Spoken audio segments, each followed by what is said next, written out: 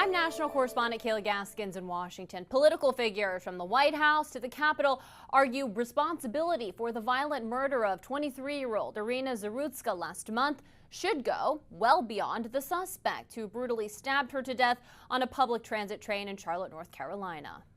As the national outrage over the death of 23-year-old Iryna Zarutska continues, Republicans argue progressive soft-on-crime policies like cashless bail directly contributed to her death. Democrat politicians, liberal judges, and weak prosecutors would rather virtue signal than lock up criminals and protect their communities. After watching the chilling surveillance footage of Zarutska's murder, President Trump writing, "Now her blood is on the hands of the Democrats who refuse to put bad people in jail." We cannot allow a depraved criminal element of violent repeat offenders to continue spreading destruction and death throughout our country. The suspect, 34-year-old DeCarlos Brown Jr., has a long and violent criminal record with at least 14 prior arrests. A judge released Brown on cashless bail for another crime back in January. Florida Congressman Randy Fine suggesting that judge should also have a day in court, promising to introduce legislation to hold judges accountable when violent repeat offenders they release commit new crimes. If you release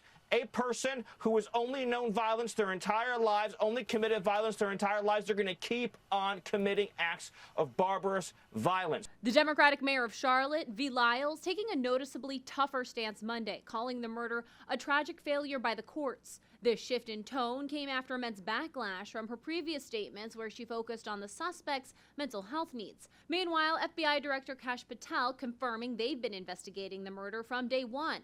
Transportation Secretary Sean Duffy's department also looking into the matter. Public transportation has become an epidemic of violence, even threatening to withhold funding for cities who don't address crime and homelessness on public transportation. I don't think the American taxpayer wants to pay for the homelessness and criminal element that harm little 23-year-old girls like this who are going home from work. President Trump now requesting a list of states and local jurisdictions with cashless bail policies as the White House considers terminating federal funding to those areas.